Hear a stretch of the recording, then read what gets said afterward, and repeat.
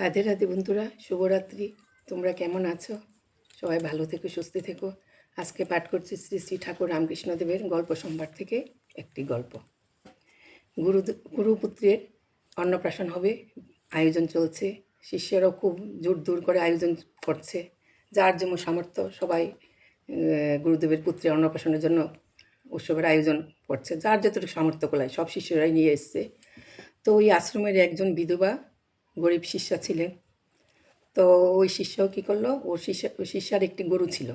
তো শিষ্যা ভাবলো যে আমি কী দেবো গুরুপুত্রের অন্নপ্রাশনে, বরং আমার তো গরু আছে, আমি গরুর দুধটুকুই ওই গুরুপুত্রের অন্নপ্রাশনে দিই। তো মহিলা কী করলো, এক বাটি দুধ নিয়ে গুরুদেবের কাছে গেলেন এবং বললেন, গুরুদেব, এই আমার দুধটুকু আপনি এই আপনার ছেলের অন্নপ্রাশনে কাজে লাগাবেন। সেই গুরুদেব তো এই এক বাটি দুধ দেখে তো রেগে একদম অস্থির হয়ে গেছে। হ্যাঁ, গুরুদেবের আশা ছিল যে বিধবা মহিলা বোধহয় দুধ আর দইয়ের বাটটা নেবে, কিন্তু মহিলা তো গরিব, একদম সামর্থ্য নেই, এর কী করবে। তখন গুরুদেব রেগে গিয়ে কী করলো, দুধের বাটিটা পুরোটা ফেলে দিল এবং ওই বিধবা মহিলাকে বলল, যা তুই জলে ডুবে মর গিয়ে। তো মহিলা কাঁদতে কাঁদতে গুরুদেবের আজ্ঞা মনে করে সে নদীর ধারে চলে এসে নদীর ধারে এসে সে কাঁদতে লাগলো আর ঠাকুরকে ডাকতে লাগলো, ঠাকুর আমি কী করব, এখন আমি নিজের প্রাণে নিজে ত্যাগ করবো, গুরুদেবের আজ্ঞা তো আমাকে মানতেই হবে। তখন মহিলা যখন জলে ঝাঁপ দিতে গেল, তখন নারায়ণ এসে দেখা দিল, বললো, এই তুই কী করছিস, তুই জলে ডুবে মরছিস কেন? তখন মহিলা কাঁদতে কাঁদতে বলল, নারায়ণ, আমার গুরুদেবের আজ্ঞা করেছে আমি জলে ডুবে মরতে, তো আমাকে তো গুরুদেবের আজ্ঞা মানতেই হবে। বলে, কেন তোকে গুরুদেব এমন আজ্ঞা করেছে? বলে, আমি গুরুদেবের পুত্রের অন্নপ্রাশনের দুধ দুইয়ের বাটটা নিতে পারিনি, তার জন্য। দাঁড়া, তুই চিন্তা করিস না, আমি দেখছি। তখন নারায়ণ কী করলো, এক বাটি দুধ আর এক বাটি দই এনে দিল এই মহিলার হাতে। তো বলল যে এই দুধ যত ডালবি আর এই দই যত ডালবি একটুকুও মানে শেষ হবে না, যত ডালবি ততই পড়বে। তো মহিলা তো খুব খুশি হলো। তারপর মহিলা এই দুধ দইয়ের বাটি নিয়ে গুরুদেবের কাছে গেল, আশ্রমে গেল এবং গুরুদেবকে দিল। গুরুদেব তো দেখে অবাক একদম, আর খুব খুশি হয়েছে।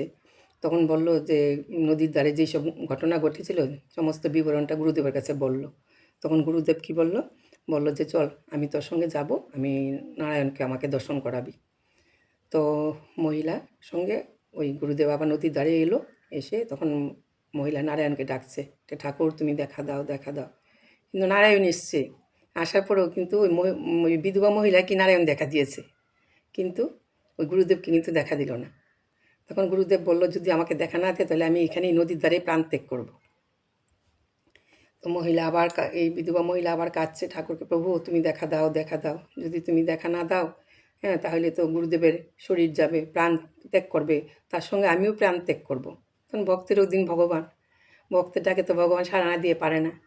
তখন কি করলো, নারায়ণ আবার সাক্ষাৎ এলো, এসে গুরুদেবকে দেখা দিল।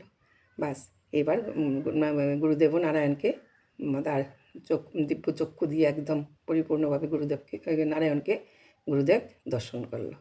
তো এই গল্প থেকে আমরা কী শিক্ষা পাই বন্ধুরা? আমরা যদি ভগবানকে ডাকার মতো ডাকতে পারি, ঠিক ভগবান আমাদের দেখা দেবেই। ভক্তের অধীনই ভগবান। হ্যাঁ, ভক্তের অধীনে ভগবান আছে। ভক্তকে আমরা ভক্ত হয়ে ভগবানকে যেভাবে ডাকি, যদি সে সুন্দরভাবে আমরা ডাকতে পারি, মন প্রাণ উজাড় করে যদি ভগবানকে ডাকতে পারি, তাহলে ভগবান আমাদের ডাকে সাড়া দিতে বাধ্য।